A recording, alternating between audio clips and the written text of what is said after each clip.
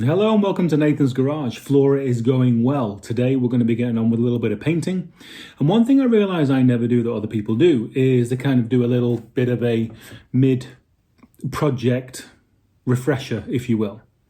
So Flora is a Volkswagen Beetle that had two trees growing from within. One between the hood and the bumper and one straight through the firewall parcel shelf behind the rear seat. So we dragged it out, which was difficult, and the people were not easy to deal with.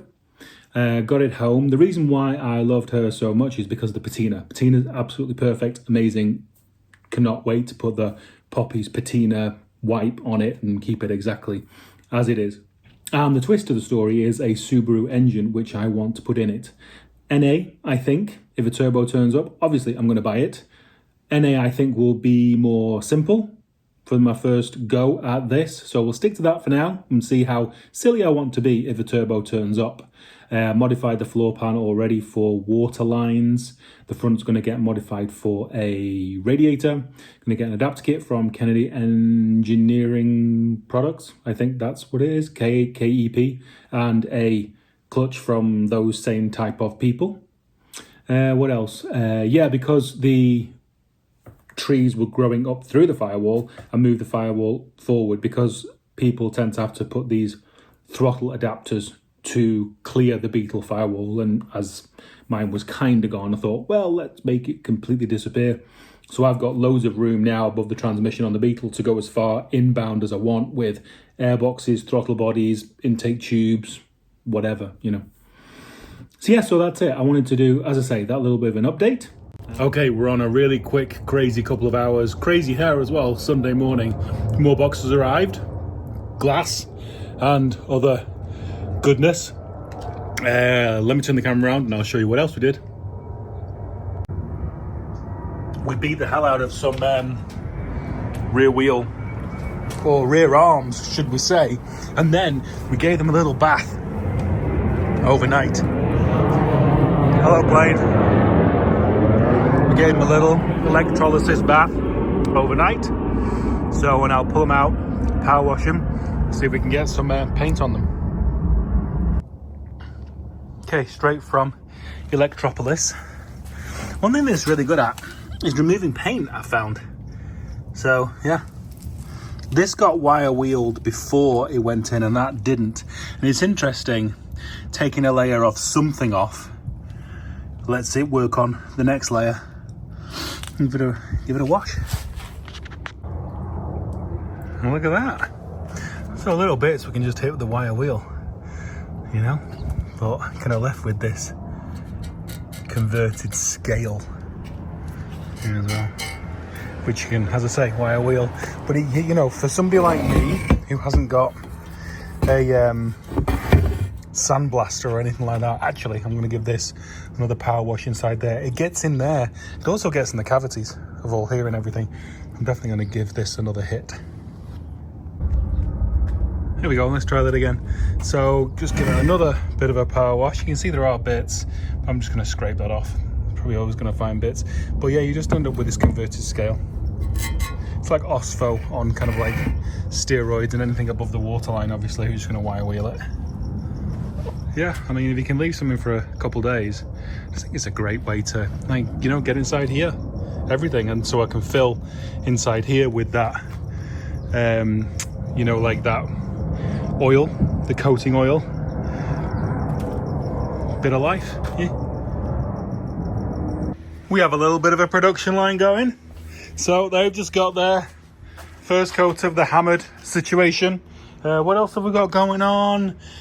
Seam sealed. We hit this with its first round of seam sealer. Didn't take this off yet, obviously more to go around, but a lot of the edges are done, or at least at a first pass, so that's good.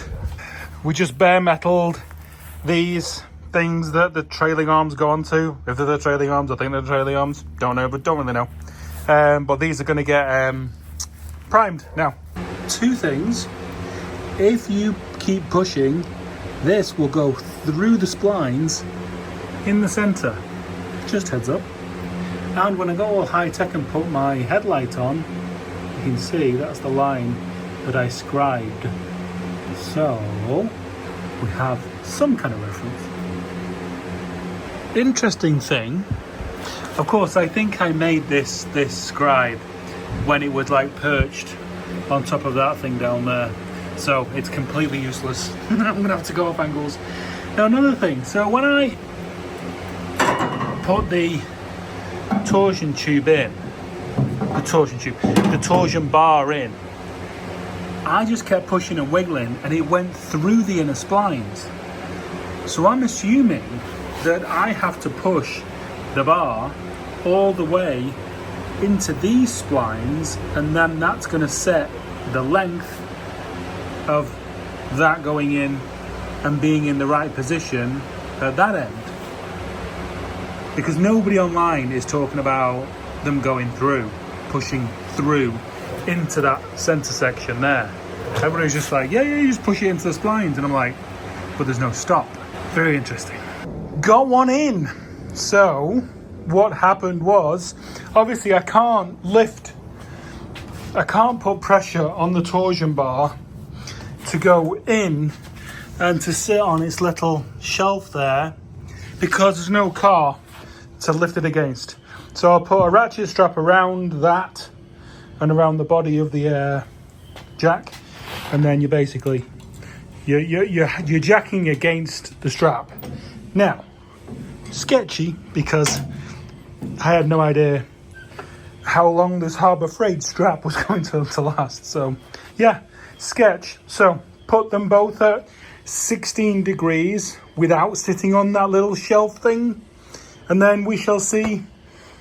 Whatever they are wrong, they will be wrong together. If they are wrong, we have progress. We did something.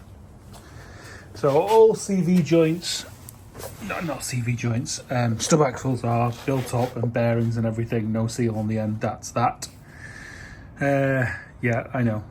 They've all been kind of wire wheeled, and I'll paint them, so it looks nice at the end. And eventually I do aspire to have all hardware zinced and all that good stuff. These bolts were bad on the ones that came out were bad. All the threads were dull, so I was really worried. This one went really, really well, and then that side, that was right there, have one good hole and 3 bad, which is amazing. So I've ordered a chase kit and a tap kit, so we'll see what we need to do on that front. But I can't go any further on that side before we're able to tighten that down to push the arm in, and then get the diagonal arm on. So tomorrow, I'm pretty sure, finally, I've been saying it for about 3 weeks, we will pull the front beam out of the Audi and give it a clean, get it on. And I gave this face here a coating of that cavity oil stuff, so that the beam will actually be sat, on a bed of kind of oily, waxy, oily stuff. Got caster shims to go on as well. Then I think we'll do some sound deadening tomorrow, and then we can even do master cylinder. We can start messing around with pedals. Yeah, it's full build up now. That is just the hold up, that side for the rear end anyway. And then I think gaskets arrived for this today, gaskets and seals. I want to get that done before we paint that. Yeah, we're moving forward. And then, probably can't see it now, it's a bit too dark. Got first coat on here, and this is all going to be covered with sound deadening. So it's more anti-rust than anything, to be honest with you. Yep. We are now at the great point where new stuff is going on and old stuff can go in the trash.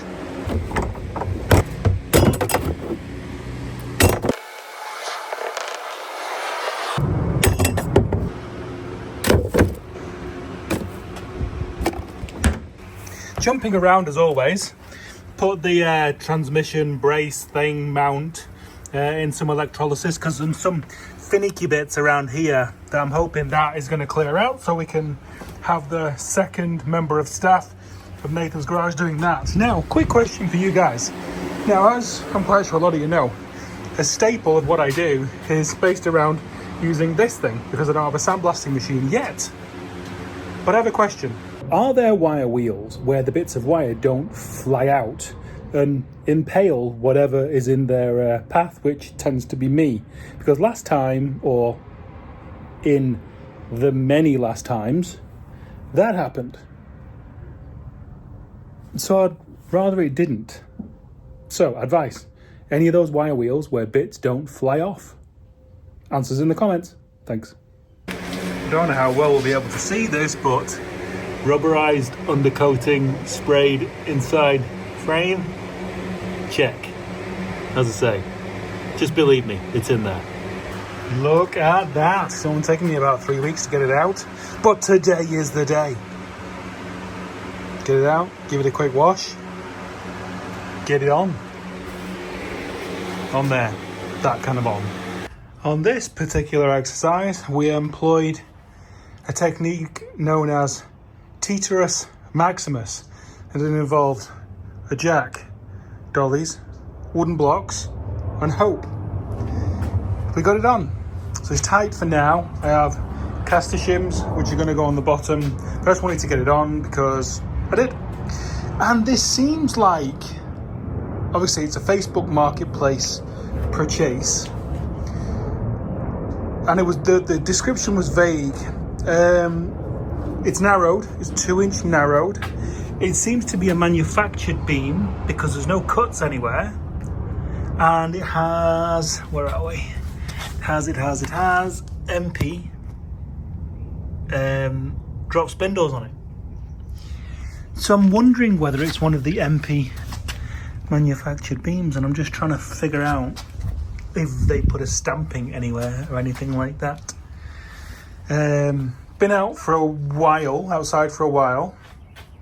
Everything seems 100% tickety-boo, apart from a couple of ball joint boots, and I think a steering boot as well. So I'm going to go on the website and see if it is possible to get just the boots. I'll separate the spindles off first to make sure there's no play in the actual ball joints, but if there's not, I really would just like to get the boots, grease them up. When I got this, it was fairly dusty and covered in oil, so cleaned it off, and the oil was in what I thought was all the right places. So we'll get a grease gun, a Fraba Hate grease gun, hit that, hit all those fittings. But yeah, this just saved me so much because I wanted a narrowed beam. I didn't have to narrow any of the steering arms, shorten any of the steering arms, new steering box, everything. So now mine is a spare that if I have a break between cars, I can chop it down and have an experiment with it. I didn't have chopped leaves down, nothing. Just bought it as this. So very happy with that. Just pulled this out after a night in Electrolysis, and here, this is what I like. You know, you can get in there, and this has all been converted now. There's no way I can get in there with a wire wheel. I'm gonna flip it around, and like the seams and all this kind of stuff. So I've just WD'd it, power washed it, WD'd it. I'm gonna flip it over, put this side in, take it out tomorrow, and then you know, degrease it, and you know, you've got 99% of the rust out, and it's been converted, and then you hit it with whatever rust converting paint you want, and it's good to go. Drive shafts are re-greased, rebuilt. Don't know if you could say that, but they're definitely re-greased and cleaned. Now the bit that nobody wants to ever do. Employ anything like that, or even worse, that. So we have one good and 3 bad holes. Let's go. Things just got slightly more butt clenchy. So these are both 90%. They're not all the way through, but I didn't want to like twist or bend the chaser anymore because it was definitely showing signs of wear, shall we say. Now this last one there, I can't get a start when, you know, when it bites, it's not in that direction, it's slightly off. So we're stepping it up to a tap because, as you can see, the top is that conical? Whatever. It's smaller at the beginning and gets fatter. So on initial entry, I can dictate direction better, if you will. We have 4 active threads. That one took a full tap. You know, is it a bit looser? I don't know. We'll see if it talks. That's going to be the next big question. But we have 4 active threads right now, meaning we can do stuff like that on this side. On the other side, there, I was a little more gung-ho. A little less this time round. And I used a load of C-clamps to kind of pull this on so I could get the bolts to work. So this time, I've gone a little bit more controlled, shall we say. So I've got long bolts, all going to go in, and I will just draw it in evenly and then swap out those, or to those. Like everyone else, I like to see stuff being done first, and then I'm a lot more confident, shall we say, doing it. And I couldn't find really any super clear way of getting this cap on and this arm back over its little humpsky doodle there. Now, I'm not saying that this is the most optimal way, and it may go wrong on camera, but you know, it worked on the last one. And like I said, I've just set these arms to 16 degrees down because I have absolutely no point of reference. So what I do, shock mount is there, no, shock mount's there, body mount's there, put tension underneath this arm, ratchet strap this so it's now tight, so the jack itself is now pushing against, well, it's contained, if you know what I mean. So what we're going to do now is hope that this doesn't snap, ping, and come at my head like a bullet. Let's hope. So what I'm going to do now, jack this arm off, and then as soon as it's clear of this little step, drive these bolts in, and then this arm will get held in.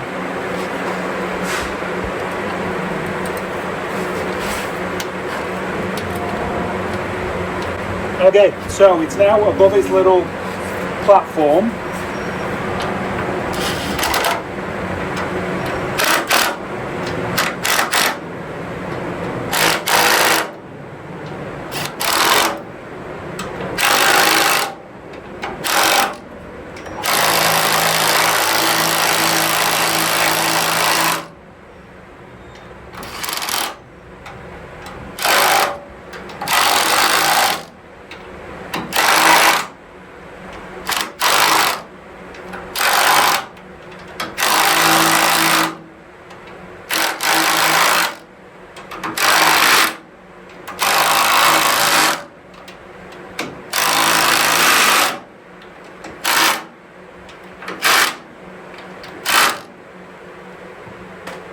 And now the arm is held on top of this little platform. So now we can undo the jack.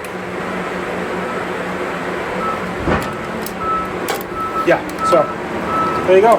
So now if it's in the right place, we're done. All we have to do is swap out these bolts for the shorter ones with the locking washers on. I thought to myself, did I even need to buy a shifter rod bush? Yep. Yep. The part that's left is little shards. Wow. Shifter rod bushing in. It is in there. And it's actually nice because there was no bushing before and this flopped around. It gets held now. One thing, so if you watch YouTube videos, I say tie a wire to that back end, and when you pull it out, it'll kind of give you a guide, and it did. And what is good is you can pull the wire out of that center, and then you can put the bushing on, and it's fiddly to put in, and it's just nice for it to be on a wire so you can drop it down. Now, to actually get the tube back in, I found the wire a bit inconvenient. I kept it on until I got to this point, and then it wouldn't go through because I'd use actual wire, not string. So once I got that end of the shift rod to this point, with my left hand, I kind of wiggled it, holding it there, and got it into the bush. And I could push it when it was still proud to get it actually through, the first part through the bush. Then what I did is grabbed a piece of metal and a longer piece of metal, and I actually undid the wire and pushed it through there, because you got the bush in there, the rod supports itself so it's not flopping around. So I literally just pushed it all the way through, and then when it got to here, orientated it by grabbing at the back and spinning it 360 round, because it won't go in the right orientation. It has to be the other way around, because I started with it in this vertical orientation, and then it hit, I think those are the e-brake tubes. So it has to be flipped upside down so it clears those. So that is in, and I have some fancy bushingry for those bits now. Shifter done. So those red inserts are poly of some sort from MP, which is great. So that's that. Had to hold that little tab with a pair of pliers because I was tightening that for ages and that was spinning. That's no fun. So shifter bushing done on the front. Bushing's done in that bit. I think we will call it for that video on this momentously successful moment. Hope you enjoyed the video. If you did, please like, subscribe, and I'll see you next time.